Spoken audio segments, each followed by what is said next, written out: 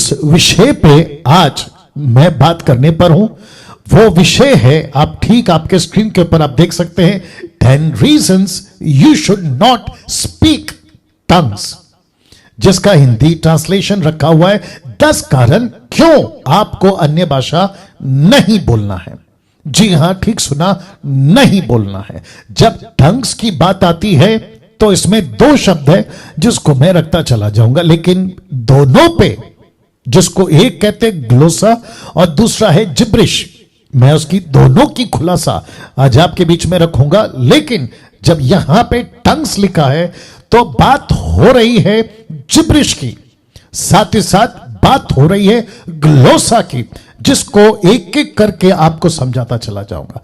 तो फिर क्या ठीक है, क्या गलत है, कैसा स्क्रिप्चर, उसको मैं कनेक्ट करूंगा, आप लोग उस बात को समझें जैसे पवित्र आत्मा आपको ताकत देता है। जी नाउ कुछ कॉन्सेप्ट्स सबसे पहला क्लियर कर देते हैं। मैं चाहता हूं कि सबसे पहले आप ये जो स्क्रीन पे आपको दिख रहा है, आप इसको देख लीजिएगा। एक क्या कह सकते हैं, बिल्डिंग है या एक बहुत बड़ा फ्लैट है और जिसके अलग अलग सेक्शंस हैं। आप देख सकते हैं अलग अलग सेक्शंस हैं। वैसे ही लिखा है इंग्लिश में डिफरेंट सेक्शंस या अलग अलग भाग, आप जैसा ट्रांसलेशन करना चाहें कर सकते हैं। तो जितने भी अभी देख रहे हैं आप सभी को ये जो दृश्य है आपको जो दिखा रहा हूं, वैसे ही आपको समझना होगा कि बाइबल के अंदर भी जैसा लिखा है कि बाइबल के भी डिफरेंट स्क्रिप्चर सेक्शंस होते हैं या है। वाह, अमेजिंग। जी हां, अब आप पूछोगे पास्टर डैनियल ये कैसे हो सकता है या ये क्या है? तो सबसे पहले प्रेम का सेक्शन, इसका मतलब क्या है? जिस पवित्र शास्त्र को आप और मैं पढ़ते हैं, जिस बाइबल को आप और मैं पढ़ते हैं, परमेश्वर का वचन जिसको कहकर पढ़ते हैं, तो पढ़ते पढ़ते आपको एक सेक्शन टोटल बाइबल के अंदर ऐसा मिलेगा कि प्रभु प्यार करता है, प्रभु प्यार करता है, प्रभु प्यार करता है। और यह 1,00,000% सच है। जी, 1,00,000% सच है कि परमेश्वर प्यार करता है, परमेश्वर प्रेम है, परमेश्वर प्यार करता है। यह हो गया एक सेक्शन। दूसरा क्षमा, फॉरगिवनेस, परमेश्वर माफ करता है, प्रभु क्षमा करता है। और जिसके चलते एक बहुत बड़ा क्षमा मानव जाति का, और वो क्षमा है आदम की गलती, उसको परमेश्वर ने अद्भुत तरीके से माफ करते हुए आप तक और मेरे पास में ये फॉरगिवनेस को लेकर आया। तो एक सेक्शन है प्रेम का और दूसरा सेक्शन है क्षमा का। तीसरा बहुत अद्भुत, यह है उद्धार, जिसको कहते हैं कि परमेश्वर के बाइबल को पढ़ते वक्त में जब हम गुजरते हैं वचनों के बाद वचनों के बाद पत्रियों के बाद, तो हमको सेक्शन दिखता है प्रभु का, वो है सैल्वेशन का। कि प्रभु कहता है कि मानव जाति का, हिंदू, मुस्लिम, सिख, ईसाई, बुद्धिस्ट, पारसी, यहूदी, आदिवासी, जो भी अमीर गरीब जो भी व्यक्ति है, उसका उद्धार। तो सैल्वेशन मुफ्त है और सिर्फ करना इतना है कि यीशु पर विश्वास करना है, दैट्स इट, और आपका उद्धार हो जाता है। तो ये एक सेक्शन आपको मिलता है। तो अभी तक कितना हो गया? प्रेम का सेक्शन है, तो क्षमा का सेक्शन है, उद्धार का सेक्शन है, और ये रहा आज्ञा पालन का सेक्शन।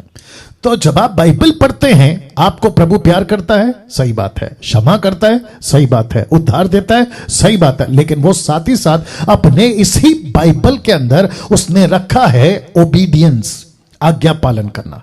तो वो कहता है कि जो भी व्यक्ति मेरे पास आता है, दास दासी, बेटा बेटी, उनको आज्ञा पालन करना है। तो जब हम बाइबल को पढ़ते हैं तो कुछ क्या कहते हैं ना, कंडीशंस हैं, कुछ नियम हैं, कुछ आज्ञाएं हैं, उसको हमें पालन करना है। तो ये हो गया 4। अब आता है आखिरी वाला। एक सेक्शन ऐसा है बाइबल पढ़ते पढ़ते लिखा है सावधान रहने का। जी, सावधान। तो यीशु की इस वचन की, जिसको बाइबल कहते हैं ग्रीक वर्ड में बिब्लिया। जी दोस्तों, तो ये टोटल मैं 7, 5, 10, 12 भी कर सकता था, लेकिन मैंने टोटल 5 रखा है। तो स्क्रिप्चर के भी सेक्शंस हैं बाइबल को पढ़ते वक्त में। प्रेम का सेक्शन, क्षमा का सेक्शन, उद्धार का सेक्शन, आज्ञा पालन का सेक्शन, और आखिरी में आता है सावधान, अलर्ट, चौकन्ना, जागते रहो, खबरदार। ऐसी वाली वचन आपको बाइबल के अंदर यह सेक्शन मिल जाएगा। तो इसका मतलब क्या है? बहुत डिफरेंट तरीके से बात कर रहा हूं, इसको लीजिएगा, इसको रिसीव कीजिएगा। सब लोग नहीं बोलते ये बातें। तो परमेश्वर प्रेम है, यस, 1,00,000% प्रभु माफ करता है, 1,00,000% प्रभु उद्धार देता है, 1,00,000% सही है। आज्ञा पालन करवाता है, 1,00,000% सही है, यस, आज्ञा पालन करना चाहिए। लेकिन आखिरी का जो लाइन है, वो अपेक्षा करता है अपने लोगों से जो उसके पास आता है। वो कहता है बी अलर्ट, सावधान। वाव, सावधान। इसका मतलब कि चर्च के पास्टर को, जो चर्च का लीडर है उसको सावधान, जो चर्च के अटेंडर्स हैं उनको सावधान। तो इसका मतलब है कि बाइबल मुझको, आपको, मैंने इसको अभी इसलिए रखा है ताकि आगे बिल्डअप करना है, सबसे पहला कहता है सावधान। नाउ अब आप सोच रहे होंगे पास्टर डैनियल कुछ रेफरेंस दीजिए, लीजिए इफिसियों की किताब, उसका 5वां अध्याय वचन 11 से लेकर 16 तक। तो लिखा है, मैंने लास्ट का वचन 16 में रखा है, लिखा है अंधकार के निष्फल कामों में सहभागी ना हो। तो आगे जो इसको मैंने रेड किया है उसके ऊपर जरा ध्यान दीजिएगा, वरन उन पर उल्हाना दो। मतलब आपको अंधकार के कामों को क्या करना है, उसको तो आपको बचना है, लेकिन सेम टाइम आपको कहना ये गलत है, ये गलत है, ये गलत है, ये गलत है। तो लिखा है उन पर उल्हाना दो। दूसरे ट्रांसलेशन को जब मैं स्टडी कर रहा था तो लिखा है कि उनको एक्सपोज करो, उनको प्रकट करो, उनको सबको खबरदार करो, ऐसा ट्रांसलेशन है। फिर नीचे क्या लिखता है जरा देखिएगा, लिखा है क्योंकि उनके गुप्त कामों की चर्चा भी लज्जा की बात है। मतलब जो पब्लिक होता है वो तो होता ही है गड़बड़, लेकिन जो गुप्त कामें हैं वो भी लज्जा की बात है। फिर लिखता है तीसरा लाइन पर, जितने कामों पर उलाना दिया जाता है वे सब ज्योति से प्रकट होते हैं। तो इसका मतलब है कि अगर मुझ जैसे 10% डैनियल राज अगर ये प्रचार करता है कि अंधकार के काम गलत है, तो प्रभु का वचन कहता है पौलुस के द्वारा कि उलाना देने वाला ज्योति से प्रकट होता है। वाह, इसका मतलब है कि मैं अभी जो बातें कर रहा हूं वो ज्योति की बातें हैं, क्योंकि अंधकार के कामों को मैं एक्सपोज कर रहा हूं। Can you believe this? जरा ध्यान से पढ़ना होगा बातों को, और आपको भी समझना होगा कि इस वक्त परमेश्वर मुझसे और आपसे क्या बात कर रहा है ना। कुछ चौथी लाइन को मैं पढ़ देता हूं आपको, फिर मैं कॉन्सेप्ट समझा देता हूं, मेरे साथ में बने रहना। लिखा है, बहुत ध्यान से दीजिएगा, क्योंकि जो सब कुछ को प्रकट करता है वह ज्योति है, इस कारण वह कहता है कि हे सोने वाले जाग। फिर कहता है मुर्दों में से जी उठ, तो मसीह की ज्योति तुझ पर चमकेगी। किसको कह रहा है? ये कौन सी ज्योति है? ये वो ज्योति नहीं है जो आपको सैल्वेशन के टाइम पे मिली थी, नहीं, ये वो ज्योति है जो आपको टीचिंग के मामले में मिलती है, दूसरों को करेक्ट करने के मामले में मिलती है, जो परमेश्वर की मसीह की देह को एक्सपोज, जो गलत चीजें उसको बताने के लिए ये ज्योति मिलती है। तो लिखा है, इसलिए ध्यान से देखो कि कैसे चाल चलते हो या कैसी चाल चलते हो, निर्बुद्धि की नाई नहीं पर बुद्धिमानों की नाई चलो। और फिर लिखा है वचन 16 में, अवसर को बहुमूल्य समझो क्योंकि दिन बुरे हैं। Can you believe this? अब मेरा प्रश्न है आप लोगों से, ऐसे टाइम पे जिसको हम कहते, तभी तो ये पौलुस कह रहा था कि दिन बुरे हैं, लेकिन आज जहां 4G, अब तो आ जाएगा 5G, जहां पे इंटरनेट टॉप पे है, जहां पे संसार की चीजें अंधकार के कामों के क्षेत्र में पीक पे हैं, आप किसकी बात करते हैं? चाइना की, जहां पे बहुत सारे ऐसे चीजें, जहां पे संसारिक तौर पे जिसको हम व्यभिचार कहते हैं, पुरुष और स्त्री का पुरुष और पुरुष का स्त्री, स्त्री का, अब तो ऐसी चीजें देखने में आती है जिसके लिए लिखा है कि उनको एक्सपोज करो, और वो है डमीज, डमी, प्लास्टिक डमी, उसके द्वारा भी व्यभिचार होता है। तो लिखा है दिन बुरे तब, तो सोच के देखो अब कितने बुरे दिन हैं। तो लिखा है, बीच में मैं किसी का वीडियो देख रहा था, खैर वैसे तो मैं नाम नहीं बताता हूं, पिक्चर के गाने पे किसी ने ये किया था, अपने बॉम्बे का सिंगर है वो, उसने पिक्चर के गाने पे यीशु का ये बनाया था गाना। तो आपस में बात कर रहे थे, तो एक व्यक्ति बड़ा गुस्सा आया, खैर नाम तो नहीं लूंगा, वो कहता है कि ऐसे भी हो सकता है कुछ चीजें परमेश्वर ऐसे भी करता है। तो फिर पौलुस का यह स्टेटमेंट का क्या करे? लिखा है, अंधकार के निष्फल कामों के सहभागी ना हो, वरन उन पर उलाना दे। उनको एक्सपोज करो, उनको बताओ, चर्च के लोगों को बताओ क्या सही है क्या गलत है। तो लिखा है कि कैसी चाल चलते हो ध्यान दो। ये हो गया एक, क्योंकि मुझे 10 पॉइंट कवर करना है। मत्ती का 16 का 11 से 12 देखो। वचन 11 में यीशु मसीह अपने चेलों को कह रहे थे कि रोटी आप जो है लिए हो, उसकी बात चल रही थी, ठीक है ना, कि रोटी है नहीं है।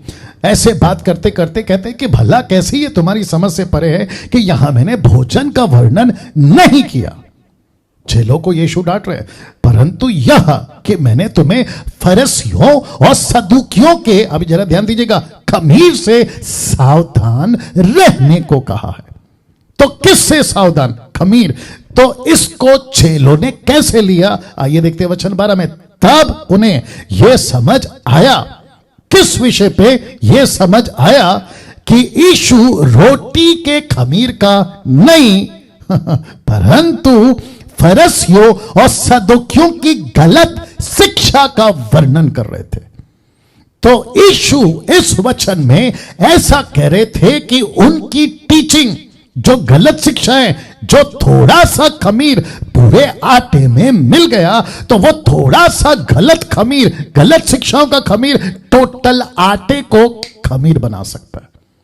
तो जिसके चलते जो रोटी पकेगी वो खमीर के साथ पकेगी, और जिसके चलते यीशु कहता है कि सावधान, मैंने रोटी के खमीर की नहीं, सदूकी फरीसियों की गलत शिक्षाओं की खमीर से बचने को कहा है। तो जिसके चलते बाइबल का एक सेक्शन है जहां कहता है सावधान रहो। अब मेरा सबसे फेवरेट वचन, फिर उसके बाद आगे बढ़ेंगे। मत्ती 7:15 जानते हो यीशु ने क्या कहा? कहता है झूठे भविष्यवक्ताओं से सावधान रहो। Can you believe this? Yeshu के मुंह से निकला यह शब्द। लिखा है झूठे भविष्यवक्ताओं से सावधान रहो, जो भेड़ों के भेष में तुम्हारे पास आते हैं परंतु अंतर में फाड़ने वाले भेड़िए हैं। तो इसका मतलब यह हुआ, वाइस चेक कर लेना, इसका मतलब यह हुआ कि यीशु कहता है कि मुंबई के चर्च में, पूना के चर्च में, नागपुर के चर्च में, पंजाब के चर्च में, अफ्रीका, अमेरिका, दुनिया का जितना भी कलीसिया है, यीशु कहता है कि सावधान, ऐसे कुछ प्रॉफिट्स, ऐसे कुछ अपोस्टल्स, ऐसे कुछ सेवक आपके बीच में आएंगे जो गलत शिक्षाओं का खमीर लेकर कलीसियाओं में घूमेंगे और वो पूरे खमीर को, माफ करें, पूरे आटा को खमीर से भर देंगे। गलत शिक्षा। अब मुझे बताइए, क्या बाइबल पढ़ते वक्त में मुझे आपको इन बातों का ध्यान नहीं रखना है? हम अभी तक किस पे फोकस कर रहे थे? मेरी बीच में किसी से बात हो रही थी, कहते हैं कि प्रभु प्यार सिखाता है तो प्यार बांटो, ऑफ कोर्स वो एक सेक्शन है। प्रभु क्षमा करता है तो क्षमा का बात करो, ऑफ कोर्स वो एक सेक्शन है। प्रभु उद्धार देता है, ऑफ कोर्स वो एक सेक्शन है। प्रभु कहता है आज्ञा पालन करो, ऑफ कोर्स वो एक सेक्शन है। लेकिन साथ ही साथ यही यीशु कहता है सावधान। देख लीजिए, यही यीशु है जो कहता है सावधान। तो इसका मतलब क्या है? इसका मतलब यह हुआ कि हम सबको सावधान करना है। लेकिन इसको देखिएगा, सावधान कराने में, शब्द को पढ़िएगा ठीक से, सावधान कराने में हम मसीह समाज बहुत पीछे चल रहे हैं, बहुत पीछे चल रहे हैं। और आप जानना चाहते हैं उसका परिणाम क्या हो गया है? देखना चाहोगे? उसका परिणाम हो गया ये, जी हां, लिखा है बहुत से false doctrine has become concrete. False doctrine has become concrete मतलब बहुत सारी गलत शिक्षाएं आज कंक्रीट बन गई है। कंक्रीट समझते हैं? जी हां। तो अगर उन दिनों में जब इसकी, आप एक तरफ देख लीजिएगा जहां पे लेप बन रहा है, मतलब कंक्रीट रेडी हो रहा है, अगर उसी वक्त में शेप दे दिया होता या उसी वक्त में रोक दिया होता तो आज बहुत सारी डॉक्ट्रिन्स जो है ना वो कंक्रीट नहीं बनती। तो ऐसी बहुत सारे कंक्रीट डॉक्ट्रिन्स में लिखा है, और कई ऐसे डॉक्ट्रिन में से एक जिब्रिश है। जिब्रिश जिसको मैंने कहा है टंग्स। तो इस टीचिंग को आपके बीच में अभी मैं शुरू करने जा रहा हूं, ठीक है?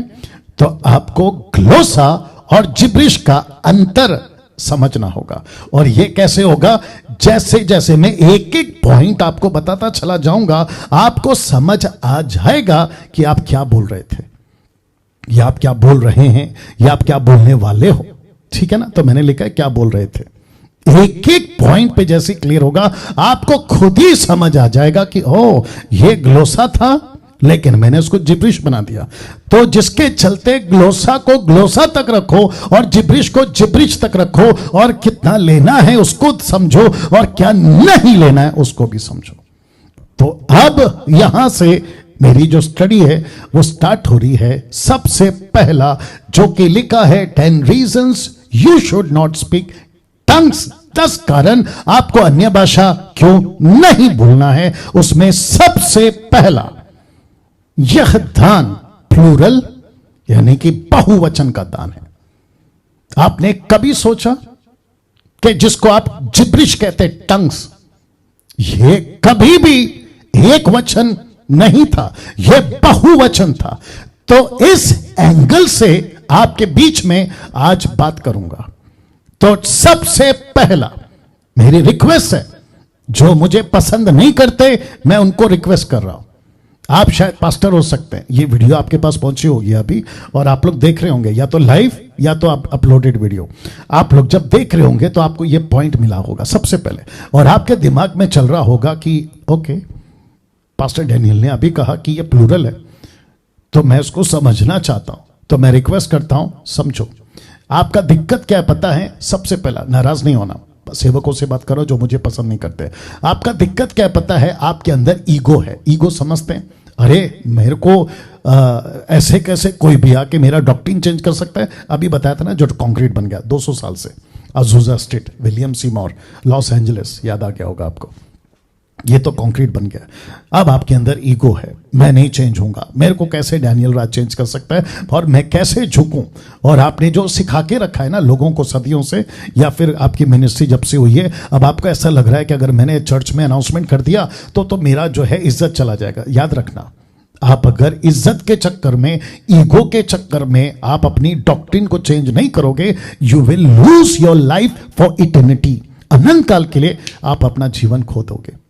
एक बड़ा भाई की हैसियत से, या छोटे भाई की हैसियत से, या फिर मिनिस्ट्री को वर्कर्स की हैसियत से ये बात मैं आपको बोल रहा हूं। बाकी आपकी मर्जी, क्योंकि यीशु ने तो बोल दिया मत्ती के 15 के 14 में, इनको जाने दो, क्योंकि अंधा अंधे को रास्ता दिखाएगा तो दोनों गड्ढे में गिरेंगे। वो भी मेरे दिमाग में, बट मेरी तड़प है ऐसे लोगों के लिए जो इसमें फंस गए ना। मेरी तड़प है। आज जब मैं स्लाइड बना रहा था तो बस आंखों में आंसू नहीं थे, अन्यथा मेरा दिल बहुत टूटा था ऐसे लोगों के लिए। इनमें से मेरे कुछ घर के लोग भी हैं, उनके प्रति दिल टूट गया था, क्योंकि जब मैं इसको प्रिपेयर कर रहा था ऐसी ऐसी बातें मेरे दिमाग में आ रही थी कि प्रभु कैसे फंस सकते हैं, कैसे शैतान। मत प्रकाशित वाक्य 12:9 कहता है he is the deceiver of the world. कितनी मस्के की तरह फंसा दिया इस चक्कर में। तो सबसे पहला पॉइंट रखने जा रहा हूं, इसलिए रिक्वेस्ट करता हूं ध्यान से सुनिएगा। तो जितने भी 1600 के आसपास आप लोग देख रहे हैं फेसबुक यूट्यूब पे, खूब शेयर करिए, क्योंकि ये टीचिंग तभी पहुंचेगा जब आप लोग शेयर करोगे जी। तो सबसे पहला, यह दान प्लूरल है। प्लूरल का हिंदी शब्द है बहुवचन का दान है। अब कैसे मैं आपको बताता हूं, मजा आएगा, इंटरेस्टिंग पार्ट है, प्लीज सुनिएगा। जो बात नहीं करते वे भी सुने ताकि दूसरों को काउंसलिंग करें, और जो करते हैं करेक्शन के हिसाब से सुनिएगा, ठीक है ना, आलोचना के हिसाब से नहीं। और एक बोल देता हूं, मेरी गलती मत निकालो, क्योंकि मैं जो भी बात करूंगा इसमें से बात करूंगा। और वापस कहता हूं, मेरे अगेंस्ट में वीडियो बनाना है, आपका स्वागत है। आपको मेरी फोटो रखकर, अपनी फोटो रखकर वीडियो बनाना है, आपका स्वागत है। प्रभु आपका न्याय करेगा, वो बात की बात है। लेकिन अगर आप ये सोच रहे हो कि हम डैनियल राज को सुधार देंगे तो नहीं हो पाएगा। या तो देखिए, एक ही चीज हो सकती है, मेरी सांस जानी चाहिए, मतलब मैं खत्म हो जाना चाहिए। जब तक मैं जिंदा हूं खरी शिक्षा के साथ चलता रहूंगा, और जितने मसीह मंथन के लोग हैं वो भी इस बात का ध्यान रखेंगे। तो आते हैं कि सबसे पहला 10 पॉइंट में से एक, आपको जिब्रिश टंग्स बात नहीं करना है। और वहां है पहला पॉइंट कि ये धान कभी भी सिंगुलर या एक वचन नहीं था। ये धान अपने आप में, जो जिसको कहते ना कि ये फॉर्म है, ये प्लूरल फॉर्म है। इसको आपको समझना होगा। कैसे, आपको बताता हूं। मरकुस की किताब उसका 16 अध्याय वचन 17 और 18। आइए देखते क्या लिखा है। लिखा है वे अन्य भाषाओं में बातें करेंगे। तो शब्द को ध्यान से देखना, अन्य भाषाओं में, यह प्लूरल है। किसका शब्द है? यीशु का। यीशु का। अब इसी को किंग जेम्स बाइबल क्या कहती है, जो कि ओरिजिनल ट्रांसलेशन से, और बहुत पुराना ट्रांसलेशन है, 13th सेंचुरी, 14th सेंचुरी, या फिर ज्यादा से ज्यादा 15th सेंचुरी, 16 तक तो कंफर्म हो गया था। किंग जेम्स बाइबल मैं बहुत पढ़ता हूं अलग अलग डिफरेंट ट्रांसलेशन को, बट मैंने किंग जेम्स रखा है। लिखा है, and these signs shall follow them that believe in my name shall they cast out devils. अब इसको देखो, they shall speak with new tongues. आप देख लीजिएगा, टंग्स, इसका मतलब है ये प्लूरल है, प्लूरल। अब मुझे बताइए, ये तो अभी एक है, आगे आ रहा है। वैसे ही प्रेरितों की किताब उसका 2 अध्याय वचन 6 से 8 तक में, आइए देखते क्या लिखा है। जब वह शब्द हुआ तो भीड़ लग गई और लोग घबरा गए, क्योंकि हर एक को, प्लूरल बहुवचन लिखा है, हर एक को यही सुनाई देता था, क्या? कि ये मेरी ही भाषा में बात बोल रहे हैं। शब्द को पकड़िए, टोन को पकड़िए और चाल को पकड़िए, प्लूरल है, बोल रहे हैं। ऐसा नहीं लिखा कि बोल रहा है, लिखा है बोल रहे हैं। अब इसको देखिएगा, और वे सब चकित और अचंभित होकर कहने लगे, देखो ये बोल रहे हैं, क्या सब गलीली नहीं? इसका मतलब है पतरस अकेला नहीं बोल रहा था। बहुत ध्यान से सुनना, पतरस अकेला नहीं बोल रहा था, 120 बोल रहे थे, ठीक है ना?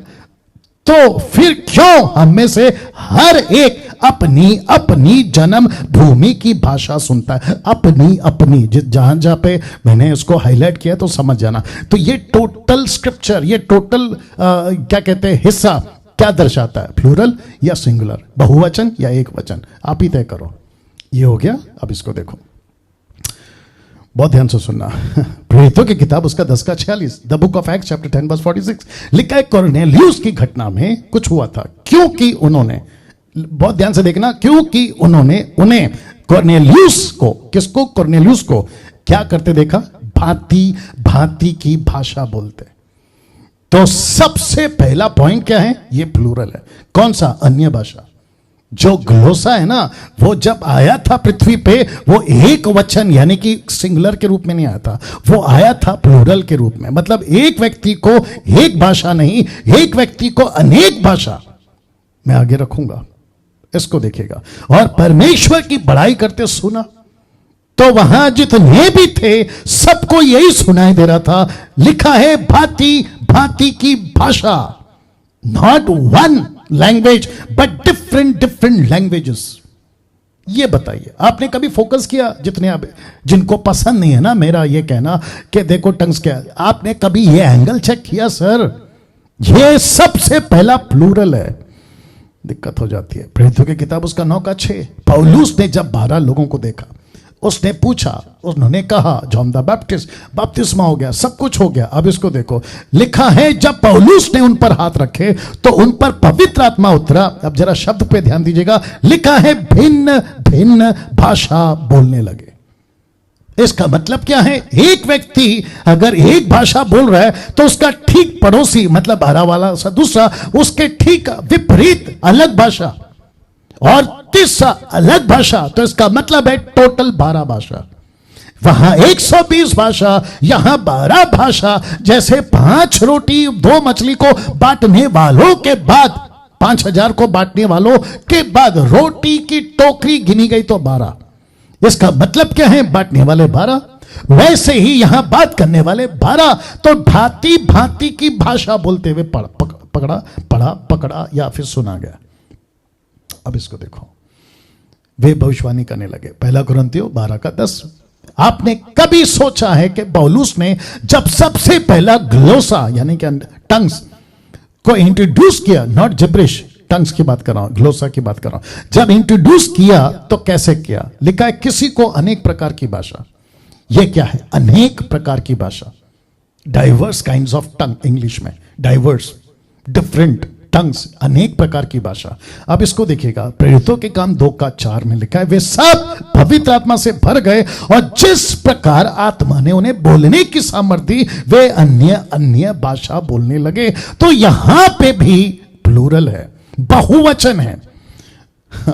तो लिखा है ऊपर जो पवित्र आत्मा दान देता है, खास करके अन्य भाषाओं का, वो कभी भी एक वचन नहीं था, सिंगुलर नहीं था। वो क्या था? अनेक प्रकार की भाषा, और जो पब्लिक सुन रही थी वो सबको पता चल रही थी। तो कैसे कोई कहता है, मैं तो खैर नाम नहीं लूंगा, कैसे कोई कहता है कि जो आप बात कर रहे हो जिब्रिश, वो स्वर्गीय भाषा है जो सबको मिलती है और आप लोग मांगो? तो मेरा प्रश्न है कि जब ऐसा कोई एक भाषा है ही नहीं, परमेश्वर एक है ना, यीशु एक है ना, पवित्र आत्मा एक है ना, विश्वास सैल्वेशन एक है ना, आप और हमारा रिश्ता एक है ना, तो कैसे कह सकते हैं आप लोग के ऊपर एक भाषा है? आपको परमेश्वर का एक कॉन्सेप्ट समझ आ गया, बैप्टिज्म का एक कॉन्सेप्ट समझ आ गया, फेथ का एक कॉन्सेप्ट समझ आ गया, रिश्ते पिता पुत्र का एक कॉन्सेप्ट समझ आ गया। ये कॉन्सेप्ट को क्यों नहीं समझ पा रहे हो कि ऐसी कोई एक भाषा का जिक्र नहीं है? अब इसको देख लो। आप 14 का 5 पढ़िए, वहां प्लूरल है। आप 14 का 6 पढ़िए, प्लूरल है। आप 14 का 18 पढ़िए, प्लूरल है। आप 14 का 22 पढ़िए, प्लूरल है। आप 14 का 23 पढ़िए, प्लूरल है। इन सभी जगहों पर बहुवचन पढ़ने को मिलेगा। अब देखिए इसको, क्योंकि मैं 10 पॉइंट कवर करना है, इसलिए ध्यान रखूंगा वक्त का। एक व्यक्ति को एक से ज्यादा भाषाओं में बोलने का दान मिल सकता है, और जो कि संभव है, मैं भी रखूंगा आगे। तो एक व्यक्ति एक ही भाषा बात नहीं करता है। अगर आप कह रहे हो ना, जिसको जिब्रिश, आप उसको कह रहे हो ना कि मुझे प्रभु ने बात किया और मुझे जो है प्रभु ने ये स्वर्गीय दान दिया, तो मेरा प्रश्न यह है कि तुम एक भाषा में बात क्यों कर रहे हो? आपके पास में तो बहुत सारी भाषा है। I am talking about the language, not the words. मैं शब्दों की बात नहीं कर रहा हूं, मैं बात कर रहा हूं लैंग्वेजेस की। एक व्यक्ति कैसे बोल सकता है कि मैं एक भाषा में बात कर रहा हूं, जबकि एक भाषा कभी दी नहीं गई थी? आप कहते हो ना मैं स्वर्गीय भाषा बात कर रहा हूं, तो इसके मुताबिक जो मैंने अभी तक दिया वो तो प्लूरल है। आप एक भाषा कैसे बात कर रहे हो? आपको तो कम से कम 12 वहां, 120 यहां, अभी मैं रखूंगा। पौलुस ने तो 10,000। मेरे को प्लीज बताइए। तो इसका मतलब है जी, उसको फ्लाइट मोड पे डाल दो जी। इट्स ओके, इट्स ओके, या वंडरफुल जीसस। उसको इस पे डालो, इस पे क्या बोलते हैं, साइलेंट पे डालो। वाह, वापस आते हैं सर। देखिए मैं कहां से बात कर रहा हूं, बाइबल से। मुझे व्यक्तिगत किसी से कोई दिक्कत नहीं है, लेकिन अगर गलत चीज है तो मेरे ऊपर ज्योति का प्रकाशन प्रकट हुआ है, इसलिए मैं एक्सपोज कर रहा हूं टीचिंग को, व्यक्ति को नहीं, टीचिंग को। जो गलत है, कंक्रीट बन गई है, ये काम कर रहा हूं। तो वापस कहता हूं, एक व्यक्ति को एक से ज्यादा भाषाओं में बोलने का दान मिल सकता है। अब आप ये व्यक्ति को पहचानते होंगे। देखो क्या लिखा है 1 कुरिन्थी 14 का 18 से 19 में। मैं अपने परमेश्वर का धन्यवाद करता हूं कि मैं तुम सबसे अधिक अन्य भाषाओं में बातें करता हूं, अन्य भाषा में बोलता हूं, माफ करें। किससे? तुम सबसे अधिक। अधिक समझते हैं आप? सबसे ज्यादा भाषाओं में बातें करता हूं। तो इसका मतलब है कि 10,000 शब्द, तो 10,000 शब्द। इसका मतलब है कि शब्द कब बनते हैं? जब आपके पास में लैंग्वेज होता है। लैंग्वेज से ही शब्द बनता है। तो उत्पत्ति 11 का 1 में क्या लिखा है? एक ही भाषा थी और एक ही बोली थी, 1 लैंग्वेज एंड 1 स्पीच। मैं हमेशा कहता हूं कि मराठी में टमाटा, हिंदी में टमाटर, इंग्लिश में टमाटो, एक ही टमाटर, एक ही फल, या जो भी आप बोलो उसको, लेकिन 3 शब्द क्यों? क्योंकि 3 भाषा है। वैसे ही ये पौलुस कहता है, मैं अपने परमेश्वर का धन्यवाद करता हूं कि मैं तुमसे अधिक, तुम सबसे अधिक अन्य भाषा में बोलता हूं। यह भी प्लूरल है। तो वापस कहता हूं, क्या कभी कहीं पे पढ़ने में आता है कि अन्य भाषा का जो दान है, ग्लोसा, वो सिंगुलर है? डंके की चोट पे बोलता हूं, नहीं, वो कभी सिंगुलर नहीं था। अब इसको देखिए, अन्य भाषा का दान कभी भी, ध्यान दीजिएगा, सिंगुलर नहीं था, नहीं था। और दूसरा, अभी कुछ लोग कॉन्सेप्ट निकाले हैं, कहां से निकाले मालूम नहीं, लेकिन बाइबल से नहीं। और मैं सीधी लाइन में कहता हूं कि जो चीज बाइबल के अंदर नहीं है, आप उसको मूर्खता की तरह स्वीकार कैसे कर सकते हो यार? वो चाहे अफ्रीका का से आए, अमेरिका से आए, या आपका फेवरेट पापा से आए, या कोई फेवरेट प्रीचर से आए, आप कैसे स्वीकार कर सकते हो? वो कॉन्सेप्ट क्या है पता है? कहते हैं कि नोन एंड अननोन। एक ऐसा कॉन्सेप्ट आया इन लोगों का, एक है नोन और दूसरा है अननोन का कॉन्सेप्ट है ही नहीं बाइबल के अंदर, नहीं है।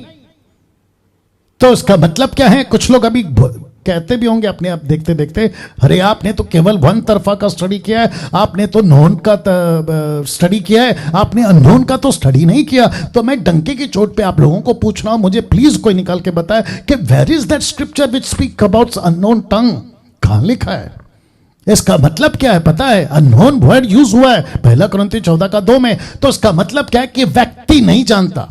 तो व्यक्ति नहीं जानता, मैं रखूंगा उसको, व्यक्ति नहीं जानता तो उसके लिए अननोन है। लेकिन उसी को अगर इंटरप्रेटर मिल गया और खुलासा हो गया तो अननोन हो जाएगा नोन, अननोन हो जाएगा नोन। कहां पर है कॉन्सेप्ट अननोन का? प्लीज बताइए। नहीं है।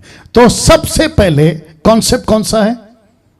या 10 में से कौन सा पहला पॉइंट है कि टंग्स ग्लोसा कभी भी सिंगुलर नहीं था, वो प्लूरल था, बहुवचन था।